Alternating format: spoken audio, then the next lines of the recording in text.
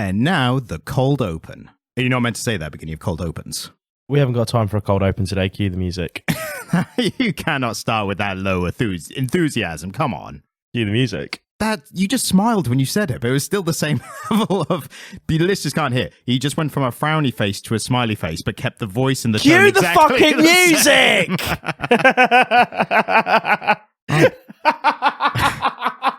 All right, geez, you have to yell. I think that's the best cold open we've ever done. I'm really proud of it. You don't think it's funny? So I just have the music playing over your laughter. So it's like... Hello and welcome to the Comic Lira podcast. The podcast where I can't do it. I can't ad-lib it. Let a professional take over. Yeah, all right.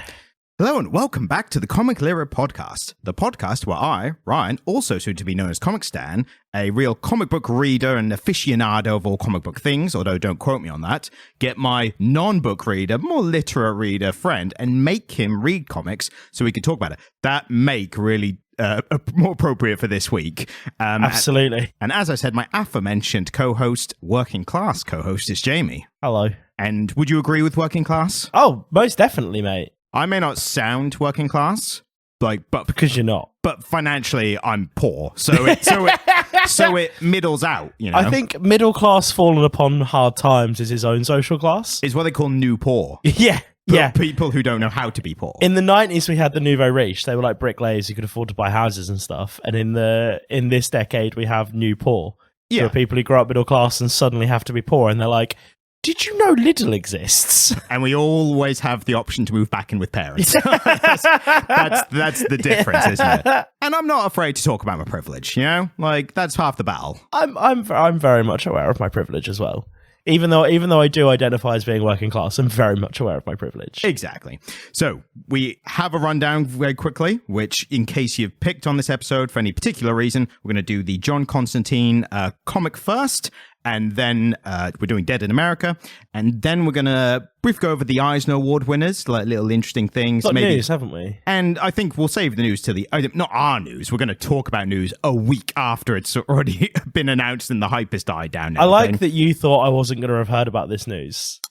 You normally don't hear about news. I'm more interested in current affairs at the moment because I'm a quizmaster now. It also shows how big this news is that it got to you. Absolutely. It filtered through. Yeah, it made it all the way through it made it all the way through my Reddit feed. Exactly. And it was all over everywhere. And you know that it's MCU news, you know, but we'll talk about it fashionably late in comic literate style.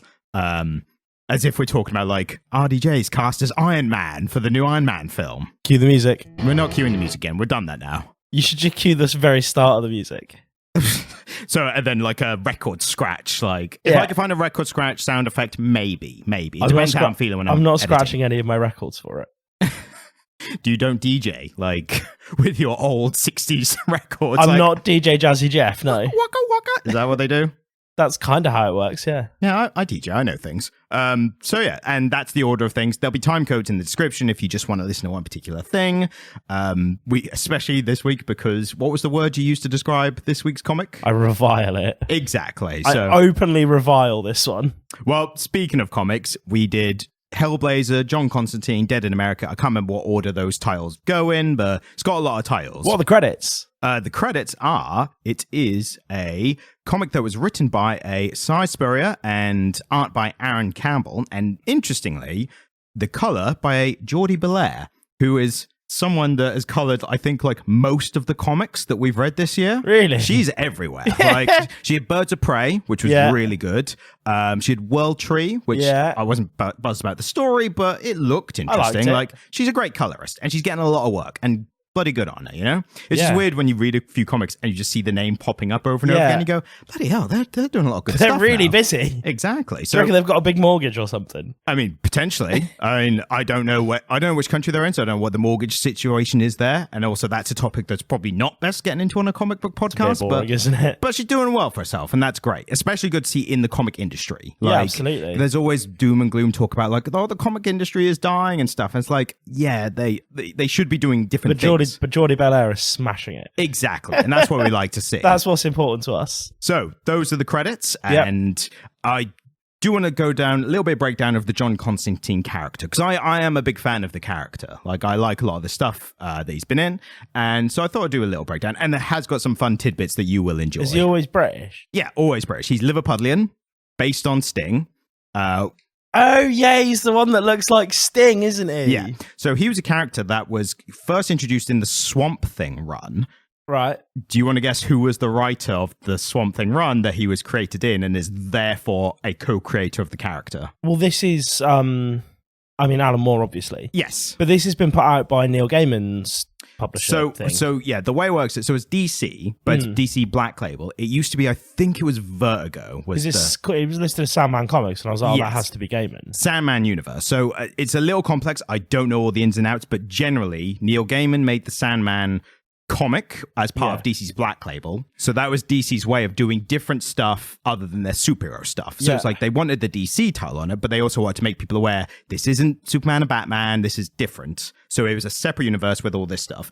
Then Swamp Thing and John Constantine were kind of wrapped up in that universe. Yeah. Because those were, again, weird characters that were created in these kind of stories. And then they just got so popular, they just got rolled into the DC universe. Yeah, makes sense. So Neil Gaiman's Sandman, and Neil Gaiman, scandal noted. But what? No, sorry, what? Oh, you haven't seen this? No. This is the kind of news that doesn't reach here. Neil Gaiman's got some accusations, let's just say. Oh, no, what kind? Just like harassment and maybe worse. Is he a nonce? It's not... I don't know to that level. Neil Gaiman! Yeah, I'm sorry. I did not realize I was breaking this to you. Mate! I feel bad. It's accusations at this point, but, he's one of my but also, Ryan! Believe, survivors and everything, so it's... Oh, yeah, no, yeah, we don't victim blame here. Oh my God, that's so upsetting. I'm sorry that you found out this way. Literally live on air. Oh, I love his Norse mythology stories. Stardust is one of my favorite novels. If it helps, there I was love fragile things. A lot of people had the same reaction to you when the news broke. So, you're not alone in this. That's so upsetting. He's such a good writer. I think I read the news. I think it was about a month ago or so. I read it and I literally went, "Oh, Jamie's going to be devastated." And I intentionally didn't bring it up because I just assumed you didn't want to ruin my day. Yeah, exactly. I didn't want to be like, that bad thing you heard. So it's the same way I felt about Kevin Spacey, mate. Just can we just not? If we are to be talented and we are to do cool, interesting things that Jamie likes, can we also not be raging fucking nonsense, please? I mean, big ask, but... Clearly it's too much to ask of these people. Maybe QAnon was right. I just want to establish that is a joke. I do not mean that. Please don't isolate that clip. So... Right, so... With the bad news. So John Constantine. Constantine, co-created by Alan Moore, Steve Buscemi, and John Tolben. And they were the artists. So I looked up on this. Created about mid-80s, let's say. Well, at the point where Sting was still young and handsome. Well, exactly. And therefore... I mean, Sting's still pretty fucking handsome. But also, John Constantine has become older and weathered. Like, he's not aged, but he's visibly weathered from, all his adventures, which I think is a cool little tidbit.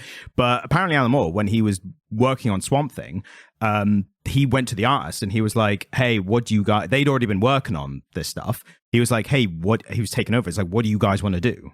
And they were like, "Writers barely ever ask us that."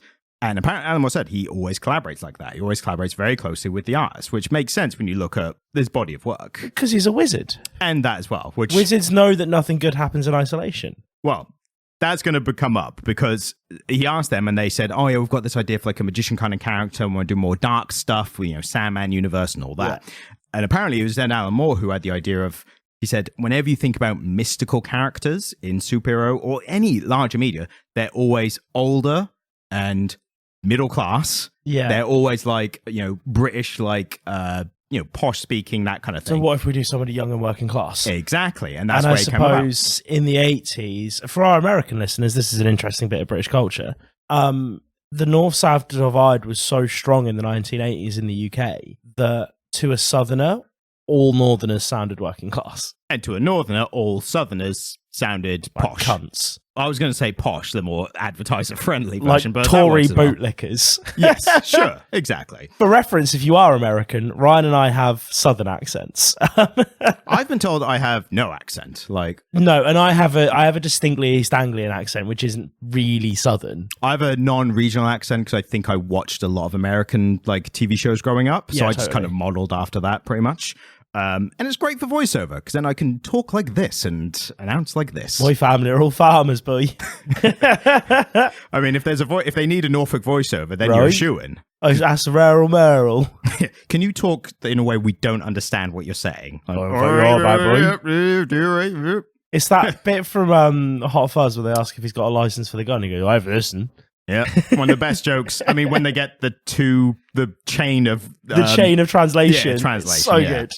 So, Constantine, created by Alan Moore and Steve Bissette and John Tolban, and took off from there. Very popular character. Again, I've always been a fan of him because he is that con man magician kind of vibe, but also like very powerful. But there's always this like characteristics of like guilt, and there was a quote in the comic really summed up the character for me, like in a very poignant way, which was, and it's in the first issue, and he's talking to a statue, which makes sense in a bit, but the statue kind of represents demons, basically. He says, "We anticipate you will lie, cheat, and betray in pursuit of whatever flexible definition of the greater good you personally choose to adopt." I was like, that is Constantine to a T. Like, he is considered a good character, but it's always like, what greater good are you doing in this kind of instance, and is it just actually servicing your own goals kind of thing? So right up top, I'm going to say that there was something I was about to praise this comic on, which I could no longer praise it on. Okay. So should we starting with the arting first? Or? I don't think there's. I don't want to, Ryan. I did enjoy the art. Do you know what? My art was the favorite thing about it, and there were points where I was so disillusioned with the comic, I just started skim reading it and looking at the art. Well, that is certainly a negative to the story, and right? Absolutely fair enough. Like, right? I got so fed up with it. There were points where I was just looking at the artwork, which I did find to be quite pretty. There were some great splash panels of like introducing like a monster or a demon or something. Yeah, the art looked great. It was a nice, fun novel style. It certainly wasn't DC House style, which obviously is, it's fun and interesting to see something that looks a bit different. I like the way that John Constantine was drawn. Yeah, I think they've done a very good job of making Sting look grizzled.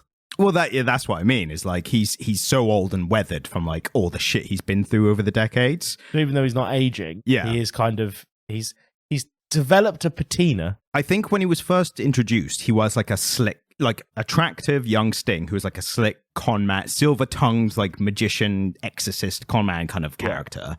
And I think they've kept putting him through situations where he's like had to make these personal sacrifices and felt the guilt along the way, that it's just worn on him. Like the fact that I describe it as a characteristic of the character, kind of go show how many stories that happens in. And personally, as a fan, I enjoy it every time. Like, because it's such a rare thing. Like, son of a bitch, I'm in. With Constantine comics, like and we noticed this a bit in the story, but the fact that keeps like these little stories that happen with them rarely have like proper resolutions. That's classic Constantine, and it's such a refreshing take compared to a lot of superhero comics where every little story has like a nice little, it either has a nice neat little ending or it carries on into the next story. Yeah, exactly. Or it follows on into the next story and then it's resolved. Like prime example is like Infinity War and Endgame. Infinity War had like a really dark, dour ending. And it was great in the moment to experience, but we all knew on the bottom of our hearts, we were like, this will be sorted out in the next film. So the comic itself, I was about to say there is one thing that I felt it really got right. Yep, go ahead. But it didn't, because I've just discovered that John Constantine is meant to be Scouse. I was about to say, wow, this was written by somebody who's either British or has actually listened to some British people speak.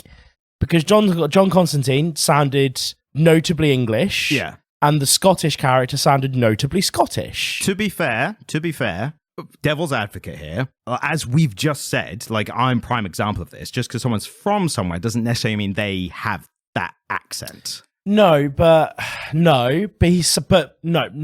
he sounds distinctly Southern. Okay. Yeah, and to be fair, he does live and spend most of his time in London. So yeah, okay, fair enough. I'll grant them that. So I retract my statement about him not sounding Scouse enough. I will make you believe you like this comic by the end of this dialect, episode. You're not going to. I didn't read enough of it for that, mate. The dialect was clearly written by people who had actually studied what a kind of London accent and particularly a Scottish accent are meant to sound like. That was going to be one of my first questions to you was, what did you think of the Scottish accent? Nailed Bearing in it. mind the comparison to previous ones. Nailed it. Yeah. Fucking nailed it. Again, you know, it's not quite up there with Irvin Welsh, but Irvin Welsh does a singularly fantastic job of transcribing a particular Scottish accent as well, like a Leith accent, not even an Edinburgh accent, but a Leith accent. Right. But yeah, I mean, they got the Didneys in the right place, and they got the right use of like the Scottish dialect. You know, she kind of brings that little Girl Scout in, and she's like, "Oh, you didn't say anything about me killing bairns," and a bairn is a Scottish name for a child, and like, so they used the right slang and the right dialect, and they nailed some of the particular ways that certain words would run into each other. Like instead of saying didn't, it was didney, and that's typically very Scottish. And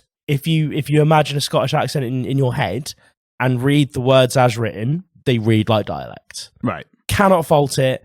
And if I'm going to be honest with you, the only thing I did like about it was the words on the page. Right. In terms of the way that it's like the way that everybody speaks, I liked the dialogue. Right. I enjoyed reading the dialogue. I enjoyed the way that people spoke. I thought it was well written. I just didn't like it. So it was the story that you weren't interested in. Well, was there even a fucking story? Yeah, it was. I was going to ask you if you wanted to break it down, but I guess I'll take that for this week. Just I think in case. you might have to. Yeah. The story is essentially, and we're covering the first 4 issues of the comic, even though there's 7 out, but they're like 33 pages an issue, so they're longer than traditional. It's a slog. I mean, I enjoyed it, but if you don't like it, it's a slog to get through. That's fair enough. Yeah, it's definitely paced in a way where even I enjoying it, this could have been paced much better. But it's kind of that noir pacing where it takes longer to do each kind of plot point. I don't know if it is. I just think it was badly paced, Ryan. Maybe that. But in terms of the story, is Constantine and this group he's with, which is the Scottish woman and a boy called Noah, who may or may not be his son.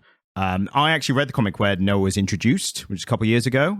He was part of a gang, and it was kind of interesting seeing like proper British youth gang interact with old John Constantine and like demon stuff.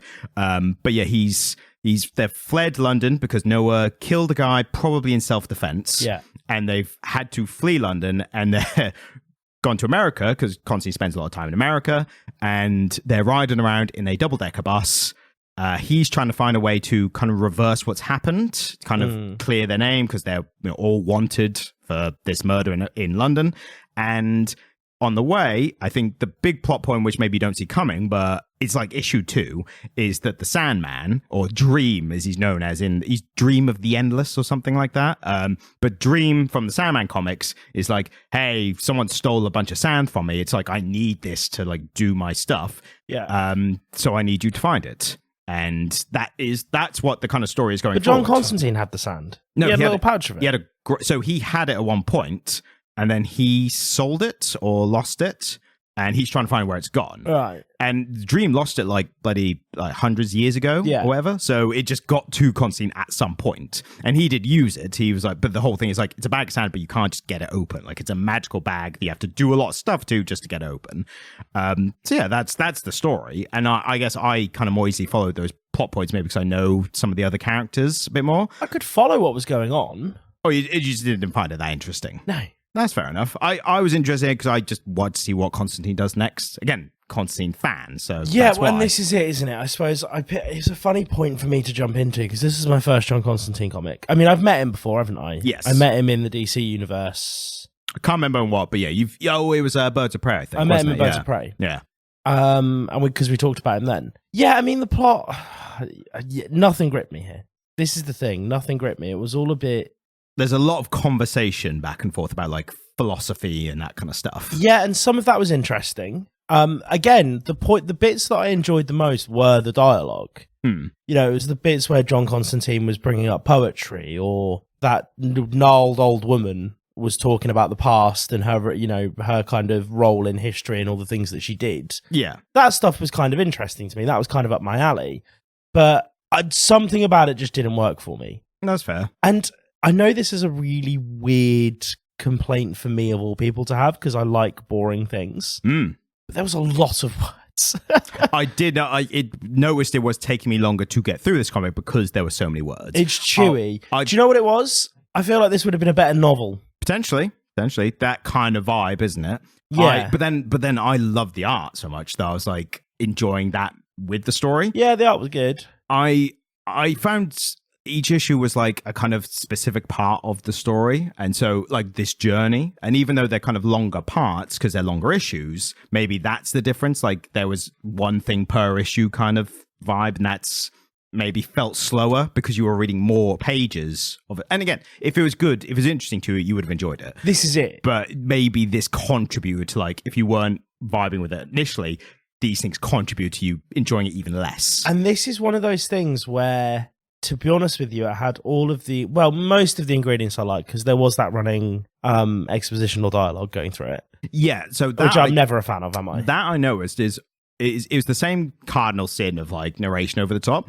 but when it was Constantine narrating, I enjoyed it more because I like hearing him speak, and it was always in his tongue specifically. Yeah. But then there was general narration, which was then a bit more boring. Like some ethereal third voice was just talking about whatever happening or explaining something. But aside from that, it had all the ingredients I like in a comic book. I did think you were going to enjoy it. Yeah, like because you'd think I would, wouldn't you? Because I'm quite parochial in the fact that I much prefer listening to British people speak than Americans, right? Yeah, like in a lot of the media I consume, I just like to hear a British accent.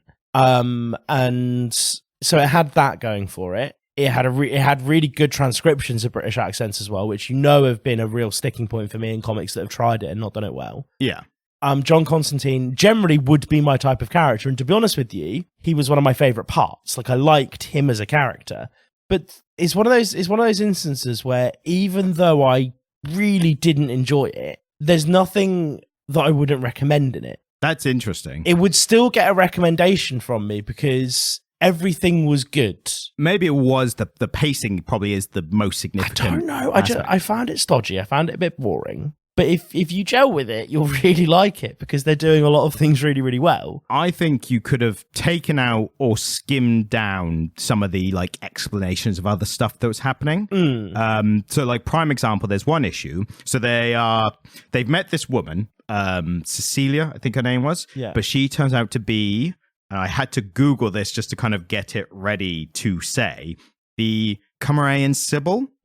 So that's a story based off a king, a Roman king or emperor, who she was a fortune teller kind of character. Like, she sees the future, and she has 3 books, and she says, "Hey, these books have all the future. I'll sell them to you for like, I don't know, 100 whatever." And he's like, "Nah." And she takes a book, burns it, and goes, "I'll sell you these 2, but still 100. And he's like, well, no, she starts with 12. Or books, yeah. She starts with 12 books and burns 9 empty ones until he loses his metal. He does like a third or a quarter like each time, does he? Like, I'm oversimplifying just 'cause I couldn't remember. But that was an interesting story. I didn't know about that. But then they tie her character in because they then make her immortal. And they tie her character in with ancient Greece with the god Apollo. And basically the old Greek thing of assaults a human woman, basically. Yeah. But the interesting tidbit of him immediately feeling guilty afterwards, so he grants her eternal life, which is fucked in itself.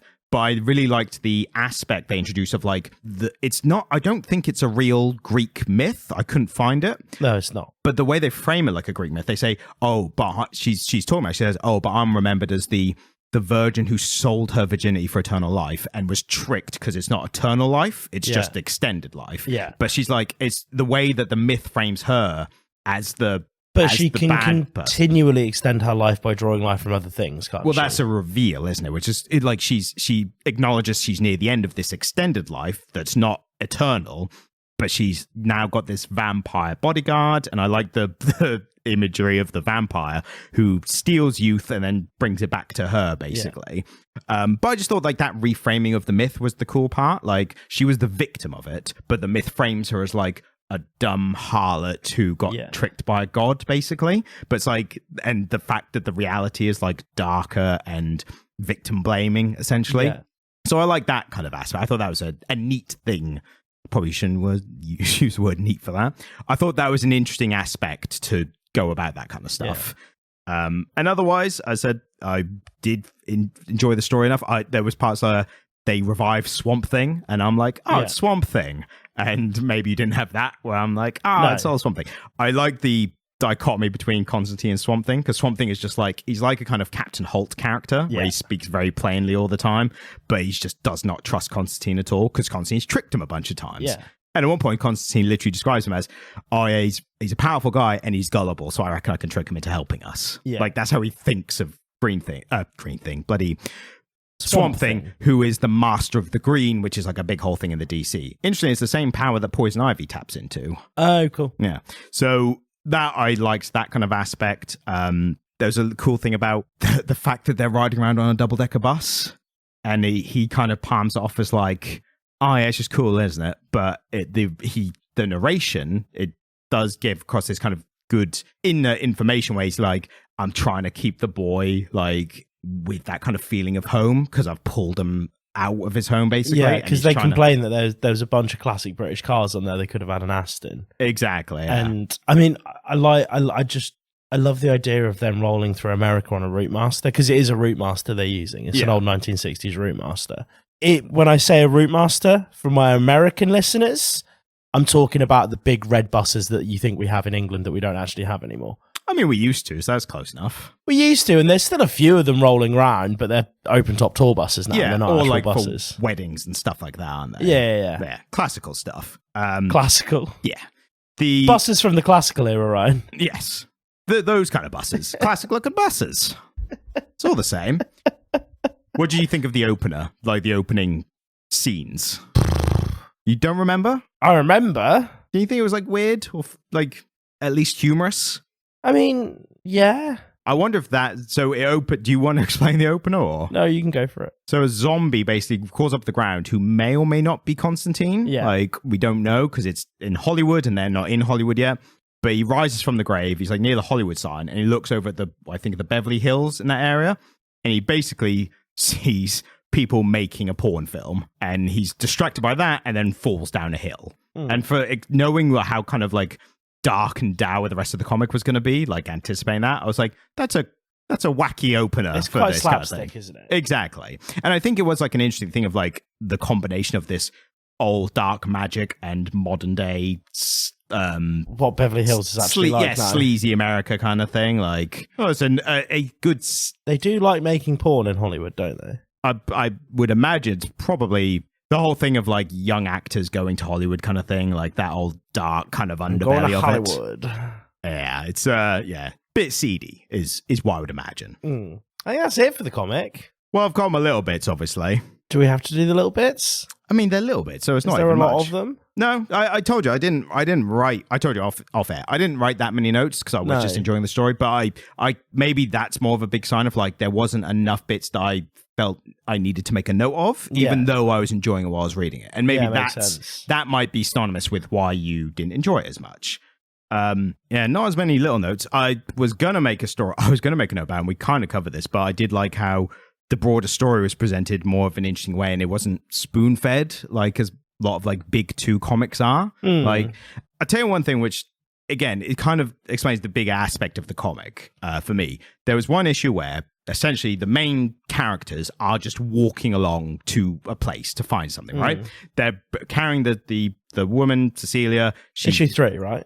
Sorry? Issue 3. Issue 3, I think, yeah. She's withering away. They're not doing much. But then they have this other story about a like militia, like alt-right like hunter guy who's protecting the border or something. Yeah, which I fucking hated. That was a slog. My point was going to be, I like that it was left pretty ambiguous, and that. What was the point of it? I think it was a tool to like have something going on while they're just kind of walking along. But it was so The Bear did this recently, right? Where the first episode, spoilers for The Bear, the first episode of season 3 of The Bear, which is a montage, right? Yeah. But a montage of new footage. Yeah, so it was a montage that gave extra little bits of context to a bunch of flashbacks that we'd already seen in the first 2 seasons of The Bear. Which then goes on to inform the rest of the series. Totally. Because, that season's been very epistolary, hasn't it? But again, I sort of sat through that and I was like, we talked about this in the car, didn't we? I got about 15, 20 minutes in and I was like, okay, this is what this episode's going to be. And I like it. It's just art. Like, it doesn't need to have a wider purpose. And it did have a wider purpose, really, but it was just art. And I felt kind of the same way in reverse when I got to this passage. I was sort of going through this bloke's story, and they were obviously talking about Mexicans going over to the border in America, weren't they? Yeah. And I was just sort of reading it, and it required you to have a bit of an understanding of Texas and its history, but also just have a bit of an understanding of the geopolitical situation on, the Mexican-American border or whatever. But it didn't really have any bearing on the fucking story. And so it's just a random story. See, I more enjoyed the story itself. So, like, that actual added story was itself not told great. Like, 100% agree with you. What I liked was the general concept of there's this other stuff happening, because it's revealed at the end of that issue that, so there were women crossing this border, and basically they're attacked by these demons. Yeah. And he kind of has this moment of like, oh, like, I thought I was protecting America from these people, but they're just desperately trying to, make a new life. Demons, and these things are trying to kill them. So he sacrifices himself to save the one surviving woman.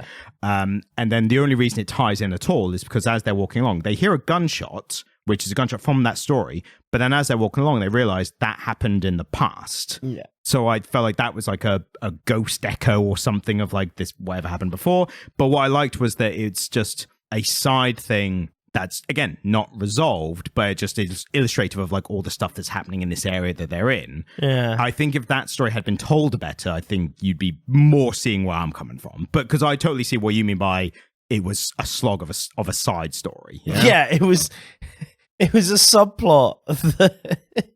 I'm sorry, man. The whole thing just isn't very good. That's fair. It's just not very good. I would say, in terms of if we're summarizing the comic, I would say for anyone listening who hasn't read it, if go into it for the art, even if you just check out a single issue, like you'll get some great art out of it. I think if you really like Constantine, then this is for you.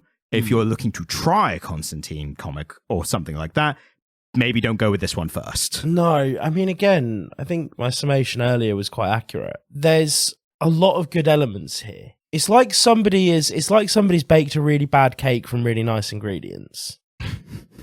Yeah, how do you fuck it up this badly? Like, you had all the good ingredients. Like, yeah, I think I'd be more passionate in my hatred of it if there was a load of things that just were really awful, but there were so many things that were done quite well. I liked the nature of the dialogue. I liked the way that everybody spoke.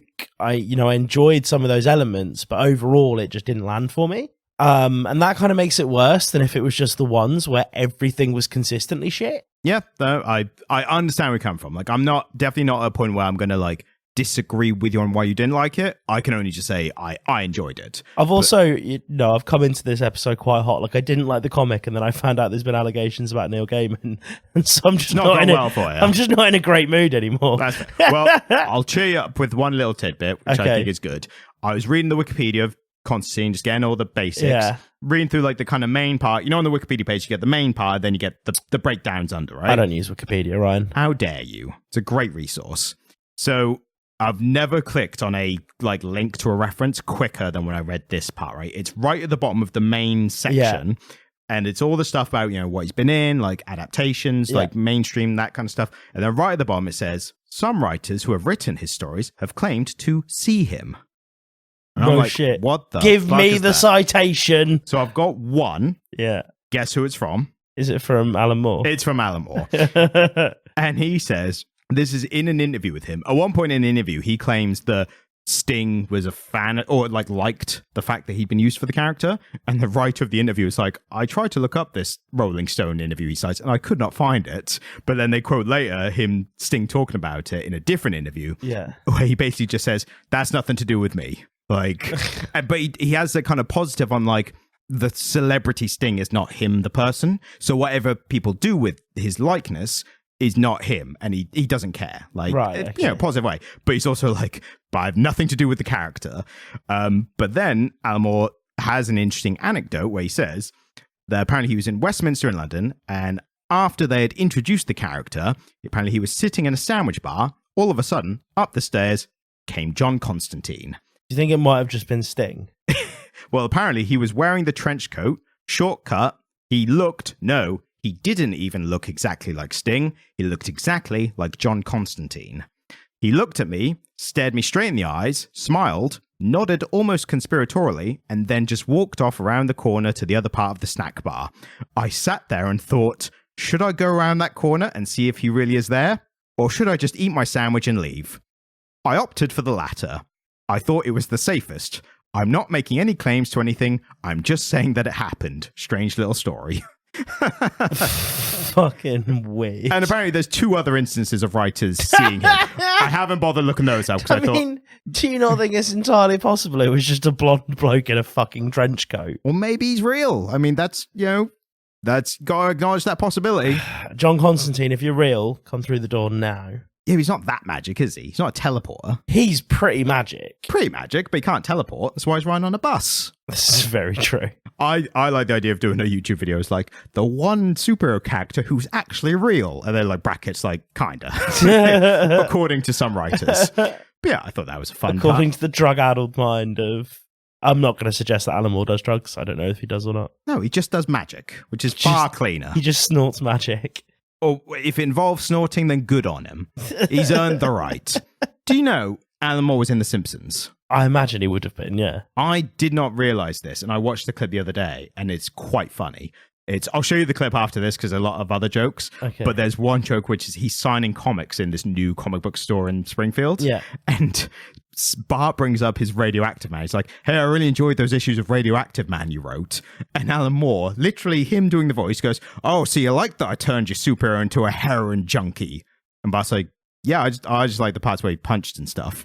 And then Milhouse is like, Mr. Moore, will you sign my DVD of Watchmen Babies? And which of the Watchmen Babies is your favorite? I was like, not only is that a good joke, if you know Alan Moore and everything, but the fact that he did the voice for it as well is so funny. Like he showed up. Imagine them pitching that joke to Alan Moore. So, and you know who else is in it? And I'll show you after this. Art Spiegelman. Oh, wow. Yeah. That's really cool. It's really funny. Look, if you haven't seen it, look it up on YouTube. That's a comic layer deep cut. Exactly. So yeah, we'll watch after that, and that'll cheer you up after this. But next, we are going to go on to the Eisner Awards. And I've been quite excited for this. I think it's an interesting one. It's an interesting year for sure, because I specifically didn't check. I appreciate you not checking. So the 2024 Eisner Award winners revealed. So there's one we'll start off with because it's the only area that actually no, I'll save it for last because it's a good one to do last. We only did one category where we read all the option or all the nominees for it. So I'll do the other ones first. The best short story was one called The Kelpie by a Becky Kluman in the Foregathered on Christmas Eve by Dark Horse. So one to hopefully do in the future. The best single issue shot was the only one that we covered. Yeah, so give me the nominees. One of them was Robin's New Groove, wasn't it? No. Oh, not Robin, but... Yeah. Yeah. Well, considering that's the only one we did, and I just said that's the one that won, was the Nightwing one shot. Dick Grayson? Yes, Dick Grayson. That was my favourite. Yeah, and that was the one shot of the first-person perspective, the entire issue, which deserved winning, because it was fun. Because there was also Wonder Woman was in there, wasn't she? No, Superman Annual was there. Which was a good. That was from a series that I read, which was pretty good. It was when we did the first issue for the Batman Superman retrospective. Yeah. So what were the other two? The other nominees were Horologist by Jared Lee and Cross, Star Trek: Day of Blood, Shaq's Best Day by Ryan North and Derek Charm, Superman Annual by Joshua Williamson, and Sweet Paprika, Black, White, and Pink by Marika Andolfo and others for Image. Well, I mean, I really like that Nightwing issue, so I think that's really reasonable that got an Eisner. Deserved to win. So this one, we did one option, one of them, And the one we did is this best limited series, and the nominees were The Cull by Kelly Thompson and Mattia De Lewis, Godzilla, Here There Be Dragons by Frank Thierry and Inaki Miranda, Kill Your Darlings, which I almost suggested we do, but it was a very similar plot to The Cull, like young girl escapes to a new world kind of thing. Kill Your Darlings. Isn't that a film with Daniel Radcliffe about... it's the title of that film, yeah. Allen Ginsberg. Yeah, I don't know if Ginsberg coined the term, but it is a writing thing, isn't it? It's or creative thing, like Kill Your Darlings is like, don't be afraid to like stop ideas or whatever. Yeah, don't be afraid to like chop characters out and chop your favorite bits out of poems and books. Yeah. But specifically, the film Kill Your Darlings had Radcliffe playing Allen Ginsberg. Yes. Is Allen Ginsberg in this comic book? No, again, the story was like, I think that they've just used that title as, I don't know, we haven't read it, so we don't know. But it was more of like, again, like that, it was like the Cull story, like young girl, magical new world, maybe not very safe, that kind of vibe. And then Superman Lost by Christopher Priest and Carlo Pagulayan. And the one that won was none of those. It was a title that I almost brought us to read, just on the title alone. The winner of the best limited series was a comic called Pee Pee Poo Poo by Caroline Cash. Well, we should probably read that. We should read that. So, and now, I was already going to do it, but now that it's won, we have to do it. Did we like The Cull? I enjoyed The Cull. Like, it was told really well. I thought the story was it was Stranger Things meets Narnia. Yeah, The Cull. I liked The Cull. The Cull it was good. I really liked the artwork in The Cull, didn't I? Yeah, exactly. Great art. And maybe Jordie Bellaire did that one. I don't know off the top of my head. There's Something Under the Trees. But best new series, the next one. So this one we actually did 2 for. Yeah, so we did a couple of this one, didn't we? We did 2. We did Beneath the Trees by Patrick Horath and Phantom Road by Jeff Lemire and Gabriel Hernandez. What else was in there? There was Black Cloak by Kelly Thompson again and Meredith McLaren, so another Kelly Thompson nominee. And Local Man by Tim Seeley and Tony Flex, or Fleeks. So I'll be really upset if Something Beneath the Trees didn't win that. It didn't win. Did it not? No, the winner was Somna, A Bedtime Story by Becky Cloonan and Tula Lote. So well done to those guys, because Something Beneath the Trees, I think, is possibly my favourite thing that I've read for this podcast this year so far. Oh, that's high praise. It's interesting it was nominated alongside Phantom Road, which we both found well told, but ultimately kind of boring. Ugh, drab, dull, turgid even. And then the rest of the ones I think I'm less interested in, it's like best publication for early readers, best publication for kids, best publication for teens. There was one which I thought was, best humor publication. I won't go through the nominees because there's a lot of stuff I don't recognize, but the winner was It's Jeff, the Jeff-verse. Jeff is a Marvel character. He's a tiny shark that was introduced in a recent Deadpool comic. And he's become like a huge fan favorite because he's just like a fun shark character who named Jeff. But that was written, and this won Best Humor Publication, and that was written by Kelly Thompson. So she did win. She was nominated for a bunch, but she won one in the end. She won one for the shark. Yeah. For Jeff. And there's a bunch of other categories, but the other one of note I thought was interesting was Best Adaptation from Another Medium. Oh, cool. The winner was apparently a graphic novel adaptation of Watership Down. That's a sad story, though, isn't it? I'd be fascinated to see what that's like comic adaptation. Just out of idle curiosity, Ryan, is there a category for best lettering? I don't think so. Can we Control F the page quickly and find out?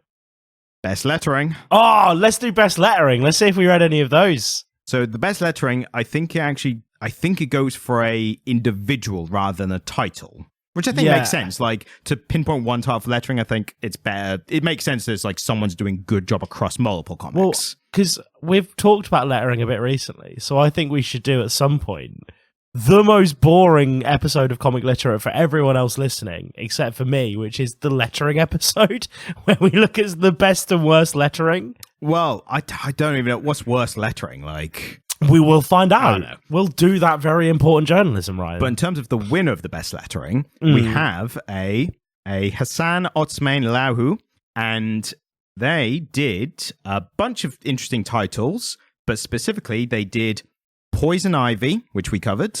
Which we both really like the lettering in. They did Beneath the Trees Where Nobody Sees. which I really like the lettering in. And they did The Call. Which we really liked. All of those titles were beautifully lettered. Yeah. That's so interesting, Ryan. So there That's you go. super And cool. the last one, which we will cover, last one we'll do is the one that we actually did all the nominees for, which is Wow. Best Continuing Series. Wasn't Nightwing in there as well? Yep. Nightwing by Tom Taylor and Yeah. Bruno Redondo. We've got Birds of Prey by Kelly Thompson and Leonardo Basto Romero. We've got Shazam by Mark Waid, Dan Mora. We've got Transformers by Daniel Warren Johnson. And we've got Wonder Woman by Tom King and Daniel Sampere. So I kind of liked all of them. I enjoyed all of them. I've definitely got a tier of like which I've got. I could put them in order of which I liked most to least. Nightwing is probably my favourite out of all of them. I remember having things to say about the Birds of Prey comic, but ultimately quite liking it. I think my favorites were Birds of Prey and Transformers. And considering one of the nominees was a Tom King title, that like says a lot about That Wonder Woman wasn't up to much, though, was it? I enjoyed a lot of the Wonder Woman. My biggest issue with it was the long, dragging narration by the antagonist, who was already like it was a lot of needless dialogue, and it wasn't even dialogue; it was narration.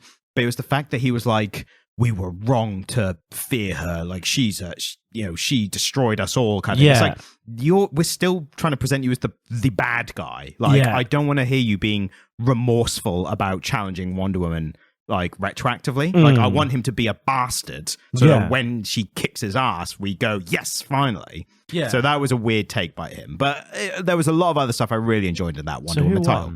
The winner was if you can hear that on the mics, we're slapping our legs. The winner was Transformers by Daniel Warren Johnson. Oh, yeah, and I'm surprised. I will say I already said that was one of my two favorites. I think it's a worthy winner because I think for us and a lot of other people, it turned non-Transformers fans into fans. Yeah. I did not give a shit about the Transformers, but like even having seen some of the films, maybe that's why I didn't give a shit. Because those films are pretty bad. Yeah, but I did not give a shit about Transformers. And then reading that comic, I was so invested in the characters. I don't really remember how I felt about the Transformers comic. I'd have to go. I would genuinely have to go back and listen to the episode, which I'm unlikely to do. I remember you enjoying it. You were pretty positive on it. Maybe not as much as me, but you were positive on it. Yeah. I think you agreed with me because I said at the time as well. It's like I didn't give a shit about the Transformers, and now I do. And like that's totally. the best mark of it. I like especially that the winner of that is the same guy who made Do a Powerbomb. So the fact that style like has won like makes me feel better about. He's finally got some recognition. Absolutely, and I think he's going to get big stuff after this. Like especially in that. What's it called? I can't remember what's called now. The Energon universe. That was it, the G.I. Joe Transformers universe. Yeah, which we'll do some more stuff on. Do you reckon he'll get some Big Two stuff? I reckon Image are going to try and keep him down as much as they can because Image can offer like the Big Two can give him characters that he probably likes, but but Image at least can be like, you'll own your stuff with us and we'll let you do whatever you want. They also have senior positions to offer, so you can get the same way that what's his face Robert Kirkman did. Kirkman ended up in he's the top guy. He's like the editor-in-chief now. Yeah, and he was just a writer, wasn't he? Yeah. And so like there's I think there's room in Image way more than there would be in Marvel and DC for talented people to rise up. And so I think they're probably if you are a talented young writer, I can see why Image would be the place to be right now. And especially as well compared to all the other nominees for all the other comics, the fact that he writes and illustrates. Like, he does it all. Maybe he doesn't do his own lettering. That comic looked cool. That comic looked really good, didn't it? Both that and Do a Powerbomb have such a unique style that fits that he makes fit the context so well. Like, it's all very dynamic movement kind of stuff where it's not traditional fighting. Do a Powerbomb's an interesting one because we read that a solid year and a half ago, didn't we? Yeah, that was definitely early days. Earlier? Yeah. Like, we were still recording in the original space, weren't we? Yeah. And I still remember that old dilapidated warehouse. And I still remember, mate, I haven't told you what happened today, have I? No. I still remember all the story beats from it. Like I have quite fond memories of Do a Powerbomb from when I read it. It was a very simple story that was told really well. And again, I think the ones that always stick out most in my mind are the limited runs where I read the entire thing. Yeah, you get this Constantine one was a limited run as well, but I think that was going to be 10 issues. You would not have made it. You didn't make it, Billy. I mean, that would have been 330 pages of it. Yeah. I would have lost my mind. I'll probably finish it later, and then I'll let you know how it. Yeah, how it okay, goes. thank you. Yeah, I appreciate that. I'll be like, the ending was so good, you have to read the rest now. Like, no, which please. Means, Ryan, we've wrapped up the Eisner Awards. Yeah, and it's time to do the news. We're doing the news that was already out and announced and talked about and dissected over a week ago. And I think it's reasonable for us to have a little time pontificating on it. In classic comic literate style, we come in fashionably late to give a take that's already been done a bunch. To give an ice cold take. Yes. About Robert Downey Jr. as Doctor Doom. Yes. And to be fair, and to a larger extent, the larger kind of MCU, like the Avengers films in general, I had a take, which I thought, I'm going to be like the contrarian a bit with my take. But then I saw that it was actually a very common take, to the point where there was a poll on Twitter about whether people liked or disliked the Robert Downey Jr. casting. Yeah. And I think it was something like 50-something% didn't like it. Wow. Yeah. I mean, 100% of that Comic-Con audience fucking loved it. Yeah, but it's all H. Like, they fucking love anything. Like, yeah, they do just cheer for anything, don't they? Yeah, exactly. They give a woo or whatever. So, do we think it's going to be an alternate universe Tony Stark who's ended up as Doctor Doom? They are saying, it was reported by Variety magazine, that he is playing a character called Victor Von Doom. So that tells you that it's not a Tony Stark variant, but also Marvel have a rich history of lying about things to trick audience, or not even to trick, but to surprise people when you're actually in the film. Well, just so they spend a lot of money making this shit, and they want people to be surprised in theaters, don't they? Yeah, exactly. But the idea what they want is people to buy tickets and sit in the seats. Yeah, totally. Yeah, they want money, but it just feels like a weird move to have that familiar a face for the MCU turning up as another character. And it's not the first time that one actor has played multiple superheroes that have ended up existing in the same universe. It's not the first time their characters played two characters within the Marvel universe. Yeah. But it's been done on like much, like, I don't want to say much lower level, but like the one prime example, I think, and there's a lot of other smaller ones, this is probably the highest profile one, is Mahershala Ali, who has been recently cast as Blade. Yeah. For a Blade film that's been in development for ages. But more recently, so he was cast as Blade, but he was originally a character called Cottonmouth in the Luke Cage series. So that is in Marvel, but that character was killed off in that series quite early, or not even like midway through, and it's been years since. Nowhere near as high profile as RDJ. So Doctor Doom is Doctor Doom known to be able to shapeshift? No, not at all. The thing about Doctor Doom is he's almost always seen with his mask on. So if they do it that way, he could be masked for the entire time, potentially. Then why bother getting RDJ to do it? To be fair, so I've been over this, like I've weighed the pros and cons. I think in terms of like for the film, it's a plus overall because he's a great actor. He just fucking won an Oscar for Oppenheimer as a kind of baddie guy role. Him doing a more over the top villainous kind of role, he'll probably be great at. I think people are worried he's going to do Tony Stark again. Which he can't. He just can't do it. We shouldn't. Is the better way to think of it. Yeah. But I think what he's going to be more like is more like his Sherlock character. I think that's kind of closer to what Doom is like. But I think whether you mask him or you have him unmasked at points, I think he's going to do a good job. Like, he is a great actor. I think he can take a different role and do it differently. Yeah, he has more range than you'd expect, wouldn't he? Yeah. If you actually look back at his past roles, he has quite a lot of range. When you literally compare his Oscar-winning role in Oppenheimer to Tony Stark, like just those in general, like two roles he played very well, and he did very differently. I mean, he once played a white guy playing a black guy. A dude playing another dude disguised as another dude. Yeah. So one of the best jokes of all time is that, what do you mean, you people? And then the actual black guy, what do you mean, you people? I think that's one of the best jokes ever. So she wouldn't get made now, would it? No, quite rightly, I think. Yeah, it's like they wouldn't make Blazing Saddles now, something like that, because they already made it. But so I think for the film, it's a good choice. It will get people. It's already got people talking about the next Avengers film, which is Doomverse, I think it's called. So it's got the hype going already. People are gonna go for the same reason that people went to Deadpool and Wolverine, see Hugh Jackman back. They're gonna go to see RDJ back, right? Yeah. So it's good for that reason. My issue with it is, and this is a very common take, a lot of people have the same thoughts, is that this feels like a panic move in response to the lower success that the Marvel universe has had. And I think that sets a dangerous precedent going forward, where this people talk about all the time, like films, how lazy Hollywood is, where they're relying on sequels and remakes of her. This is the casting version of that. This is like, shit, everything's gone wrong. And we've lost Jonathan Majors, and we can't use Kang now, which we were building up. Why can't they use? Because Jonathan Majors got a domestic assault, I think. God, it's just, can people not just be cool? And he was set up as this antagonist Kang, who was going to be this big multi-dimensional bad guy. So that was whole they've been teasing him for a while, hadn't they? Exactly. And apparently the rumor is, this has not been confirmed, this is literally like insider anonymous reporting kind of thing.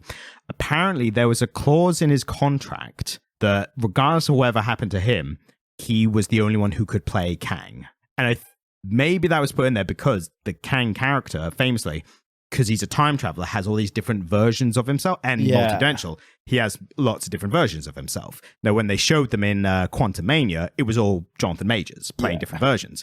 But I think the fear was that, like, if they didn't like him just generally or whatever reason, wanted to get rid of him, they'd be like, we'll just replace him with someone else.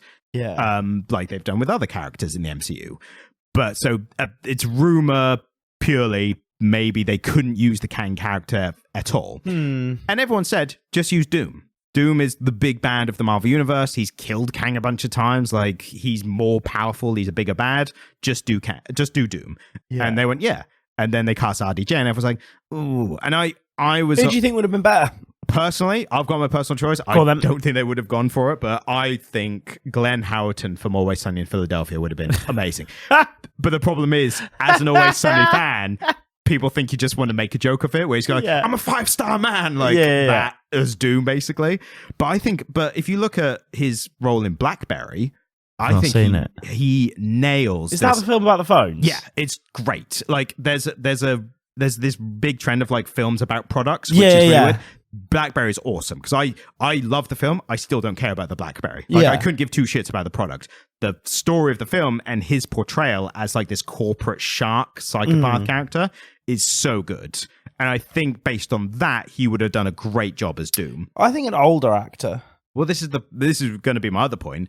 I don't like, so the two joint characters are Dr. Doom and Mr. Fantastic. They are opposing forces. They're very similar and very different, and but we're not going linked. To get Mr. Fantastic, are we? Because we're getting a Fantastic Four film. It's called First Steps. They've cast it all, and playing Mr. Fantastic is Pedro Pascal.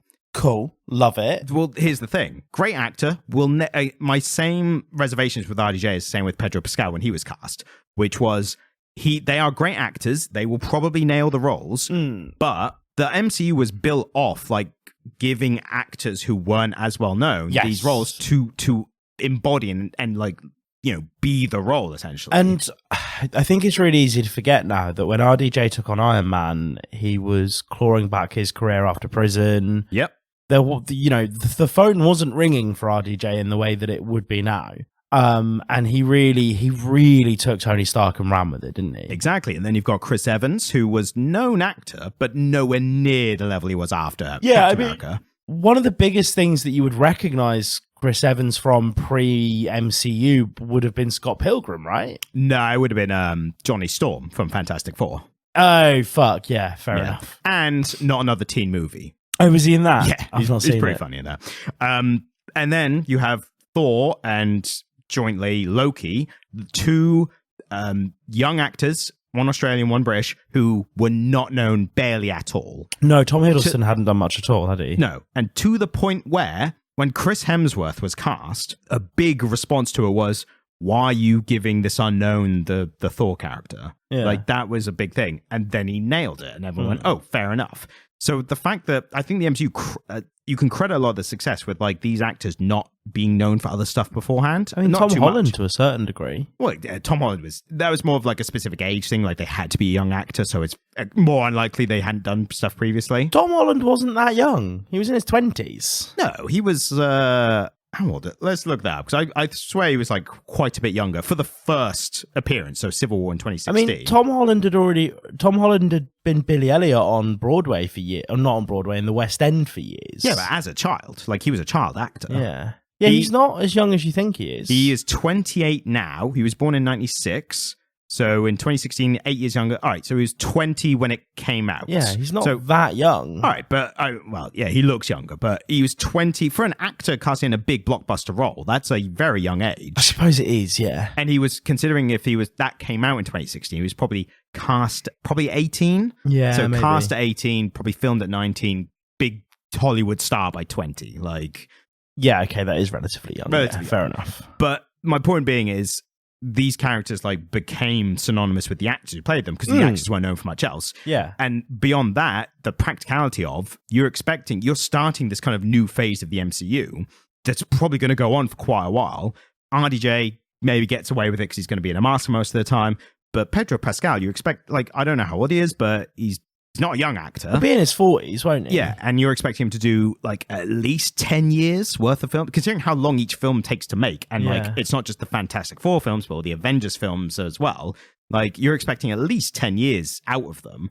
And then, as we've seen with Hugh Jackman, they want more afterwards. Like, they want more after the 10 years. So surely don't you want to cast younger and get more out of, like, you know, their prime looking like the character years? Like, I don't think we need to be doing a old man Mr. Fantastic just because it's been 10 years already, you know what I mean? Like, I do know what you mean. I mean, I think Pedro Pascal, he's been incredible in everything I've ever seen him in. I've never disliked him. No, he's a great actor. But I fully agree with you. I think they're really interesting casting choices. I suppose RDJ gets a soft pass because they change the big bad every film.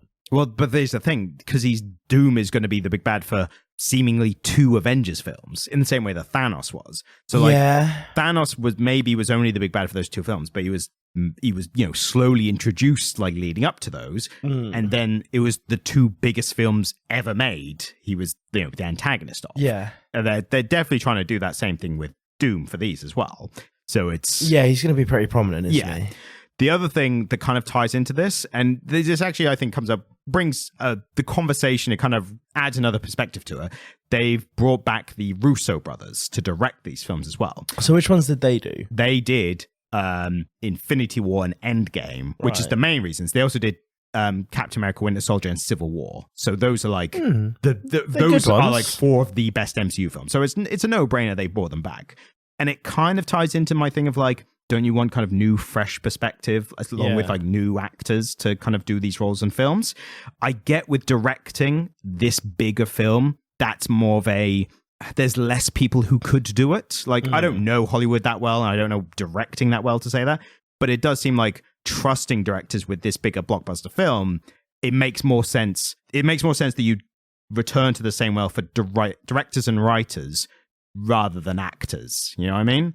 I think actors, there were more possibilities they could have cast to do as good a job as Downey's going to do, and he's going to do a great job. So it's interesting because Disney and Star Wars are now essentially... Disney own Marvel and Star Wars. Yeah, Marvel and Star Wars are where Disney are now focusing all of their more adult content, right? I would say more adult. Well, but these are films for grown-ups, they're not films for kids. I think they're trying to have as many people as possible. Like, yeah, I suppose they're all ages films, but we're talking, you know, they're live action stuff that's more palatable to adults as opposed to their animation. Star Wars and the MCU are their big focus for that. And Disney have always made films that aren't necessarily just for kids. You know, there's been Disney productions all the way through the 80s. It dipped off a bit in the noughties. There wasn't as much Disney stuff for adults coming out in the 2000s. And so they've found a formula that works. The Russo brothers directing a film that is essentially led by Robert Downey Jr., and they've gone, fuck it, 2 more of those. Yeah, I think this kind of ties into a larger conversation about they're obviously chasing like the next biggest films of all time. Yeah. Like they've had that hype. They experienced it with Infinity War and Endgame, and they want to do it again. And from a business standpoint, yeah, like you want to make bigger. a bunch of money. Yeah. But I think sustainability, like there's this large conversation with business about like what they call the rot economy, which is like unsustainable growth. Like that's what they're constantly chasing. And I think we're seeing the film version of that here. They're more concerned with the next Avengers film. They're more concerned with the next Avengers films being the biggest films of all time rather than building a ground base for the entire MCU to be better overall. And they've sort of burnt the MCU down to the ground in terms of I suppose the way you've got to look at it is the way that you'd manage like a field and arable farming. This is going to be a metaphor. But every once in a while, you need to grow a bunch of grass and burn it all and leave that field for a year so that it has enough nutrients to replant on. Yeah. And what they're doing is they're saying, right, we need this ground to be fertile, so we're just going to throw a bunch of the same stuff at it. But actually what made those Avengers films so, popular with audiences is that they'd had a decade of bonding with all these characters through different stories, together and separately. And they're trying to make that, again, everybody wants to make Avengers, nobody wants to make Iron Man 2. Exactly. Yeah. They are now trying to make Avengers without actually having made Iron Man 2. I mean, to be fair, there are a bunch of films that kind of come out between now and then. So, are there? These aren't the next films. These are coming out like 2026 and 2027. So there's definitely some films in the slate to come out, as well as TV shows. They're definitely they've reined in the film and TV production. Like they recognized they were making too much stuff. Yeah. And the whole thing about superhero fatigue, I think, is a real thing, but it's more in the thing of like, it's not just the genre, it's the quality of the films and the TV shows. So they were stretching themselves too thin. The quality was waning. They're now reined it in to try and make better stuff that are released more, sporadically. Yeah. So they're doing it in a way, and maybe these films that come between now and then are going to what lay are we the ground. getting in between? I know the next big one we're getting is Captain America: Brave New World. So that's the Sam Wilson Captain America film. Yeah. Oh yeah, we just watched a trailer for that, didn't we? Yeah, and I sent you. Did you see it? The Harrison Ford hulking out at Comic-Con? Yeah. He normally comes off as such a old grouch, and then there's him just going like on a stage in front of people. I mean, he is a grumpy old man. I think he's only grumpy when he's doing those like film interviews where he's like, because they are grueling. Exactly. Yeah, I think he's just old enough where he's just like, I don't care if people think I'm grumpy. Yeah, like because I'm in a situation that is making me grumpy. So the slate is we've had Deadpool and Wolverine naturally. TV show, I've got Agatha All Along, which is a tie to the Scarlet Witch Vision TV show. What was that called? What was that? Scarlet Vision? WandaVision. Yes, thank you. And that does look good, and it looks like kind of lower stakes one. Apparently, so then we're getting a Spider-Man animated series called Your Friendly Neighborhood Spider-Man, which is like a freshman year kind of thing. Don't know if Tom Holland is voice. Oh, maybe he is. Well, I mean, which Spider-Man is that going to be? That is going to be Peter Parker for sure. Okay. Then we've got Captain America: Brave New World in February. Yeah. And then we've got the TV show Daredevil Born Again, which I'm very excited for because it's a continuation of the Netflix. He's your favorite, isn't he? Definitely one of my favorites for sure. And Charlie Cox coming back as Daredevil. I mean, he's already back, but back in a show. Then we've got the Thunderbolts, which is an interesting one. It's about a team of like lesser characters that have been building up. So this is one they have been working on for the past plus however many years. But the interesting thing about that is it's called the Thunderbolts. And the point of the Thunderbolts in the comics is they are basically like a secret evil version of the Avengers. Right. So publicly facing, the Avengers have scattered for some reason. And they're presented as like, these are the new Avengers and they'll be looking after you now. And then it's revealed they're actually all villains, but they're posing as like the Avengers. Cool. And the title of the film, Thunderbolts, has an asterisk. And everyone's gone, what's the asterisk for? And Kevin Feige said, we will reveal the reason for the asterisk at some point. Right. Okay. So it's that added, like, there's something else about it, which they're essentially saying, we have a secret about this one. Yeah. And eventually you'll discover the secret. So a little bit of interesting marketing for it. Then we've got the Fantastic Four First Steps, which is in July of next year. So that'll be a very anticipated one. I think how good that is will be telling as to how good the rest of it's going to be. Yeah. Because that's the first. I mean, they are rebooting a huge property there, aren't they? Huge in the comic sense. I think it didn't feel like it really took off in the film sense. Yeah. So it's interesting. It's coming from an interesting place. It was largely overshadowed by Spider-Man and the X-Men, wasn't it? Yeah, absolutely. Then we've got Blade, which, if it comes out, apparently is meant to come out November next year. They haven't even started filming it yet. It's so weird that that's part of the Marvel universe. I mean, yeah, it's like Punisher and Constantine in the DC and, those kind of ones. They're like feel unsuperhero-esque, but, they've just rolled them in. They kind of fit though, right? Like, I mean, it's vampire stuff, so it's fantasy, so, it fits in that way. Then we've got Ironheart, which is the kind of young Iron Man protege, even though she hasn't interacted with Iron Man, but she was introduced in Wakanda Forever. So been a while since we've seen her. I can't even remember the character's name, unfortunately, but that I think is a TV show. So that, that's so far away, we don't know anything about it. That should be a Disney Plus thing. I'll tell you how old the article I'm reading is. The next one is then Avengers Kang Dynasty. So who knows? Maybe that's wrong now. But we've got a certain amount of films coming out between now and Avengers. That sounds particularly exciting. I mean, I'm excited for a couple. I think the biggest ones I think will be, in terms of films, it'll be the Captain America and the Fantastic Four. Yeah. And then in TV show, the Daredevil Born Again. But again, their whole point is we're not doing as much stuff. Yeah. So maybe the stuff that's lesser known or less exciting to more casual audiences, that's going to be the block building stuff where they are like building up new characters and stuff. It just doesn't seem like any of that is building towards a big crossover. Like, okay, you've got the Fantastic Four, you've got Daredevil, you've got an iteration of Iron Man without Tony Stark. You've got some Wonder and Vision stuff, which is fun, but none of that's building towards a huge cinematic crossover like the Avengers stuff was. It depends what you do in them. Like, that's the thing. Yeah. Like, Marvel are renowned for like having these teasers and stuff in films, like little teasers that lead to bigger things later. And I suppose it's easy to forget that they did a lot with not a lot when they were building the Avengers. Like, these were all characters that were largely unloved, weren't they? Yeah, definitely mainstream audiences did not know any of the characters. To maybe the Hulk. Like, the Hulk's the one they knew more so. Well, they would have all been people that, like, comic book characters that you'd have been familiar with, but they wouldn't have been people that you were necessarily like eagerly anticipating films coming out for. Yeah, and as you say, they have a track record of then presenting them really well and people being excited. I think the interesting thing is going to be, at some point along this timeline, DC Universe is going to start, the Gunniverse is going to start. And they are, like, the fact that he's at the helm. Oh, they're fighting, aren't they? Exactly, yeah. They've finally got someone decent. DC's finally got someone decent behind them. That's nothing against Zack Snyder. It's just not for me. Yeah, they're going to come out swinging, aren't they? Yeah, exactly. Especially with Superman starting first. Like, I want a Human Target film. I want a Human Target film. That's all I want. Tom King. I mean, we're getting Supergirl Woman of Tomorrow. Yeah, we are I know. getting that as a I'm film. super psyched for that because she's my she is my favorite DC Did I tell you character. who's playing her? I think you might have done. Yeah, I just remembered you haven't seen it, but she played the young Queen character in House of the Dragon. So you haven't seen her. You might have seen her. I tell you who would be sick at it, actually. You said she's the girl from Mad Men. Yeah.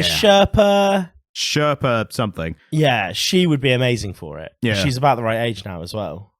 Yeah. I'm really looking forward to the DC stuff because I think the competition will force Marvel to be better. Like, I think that's probably why they're doing this now. They're like, oh shit, we lost James Gunn and now he's on the other side. Well, I mean, like a DC cinematic universe with like Dick Grayson, like a really well cast Dick Grayson, really well cast, or just a well written Supergirl.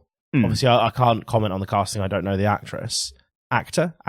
But yeah, like a really well positioned DC cinematic universe could be really fun. Oh, it will. I would hedge my bets that it will be. I definitely would. Looking at James Gunn's track record, like, he makes great superhero films. Yeah. He made the Guardians of the Galaxy, people knew them even less than they knew Iron Man and Thor and Captain America before Avengers. And they're fan favorites, aren't they? They have become fan favorites purely from his writing and directing. So I think, and he did the best Suicide Squad film of the two. None of them are that good, though. What? None of them are that good. Have you seen James Gunn's Suicide Squad film? No. It's really good. Oh, I've only heard bad things. No, you're thinking of the first one. You're thinking of the one with, you're thinking of that right, one. Okay, sorry. Yeah. Second one's really good. It's got Idris Elba and John Cena as Peacemaker, which then led to the Peacemaker TV show, which is also really good. Oh, and then John Cena would turn up in the outfit a lot to interviews and stuff, wouldn't he? Exactly. Yeah. Okay, that's cool. So yeah, James Gunn's got a lot of history of like making great superhero films. So I'm very excited about the DC universe. So DC and Marvel, even though I'm a fan of both and I'm more of a fan of Marvel, I am when they're fighting, I'm the guy in the Godzilla film. It's like, let them fight. Like, I just want to see them compete, you know? You just want to see those kaiju swing at each other. Exactly. And where the pieces fall where they may and all the that. The chips will lie. Exactly. So, I think that's covered everything. Thank you so much for listening to this episode where I've been distinctly grumpy and he's been Comic Stan. And yet you've still had laughing fits. Yeah, I mean, that's just how it works. Hysteria is a real thing. I'm going to have to leave in the laughing over the musical intro. Well, because you made a joke about it. Exactly. So, but also just to kind of keep the levity up at the beginning half. If you want to do a review, just say something really rude about either of us personally and make it 5 stars. We have a YouTube channel. We just did our first ever movie review. I think you should go show it some love because we worked really hard. Thank you so much for listening. Goodbye. Thank you. Goodbye.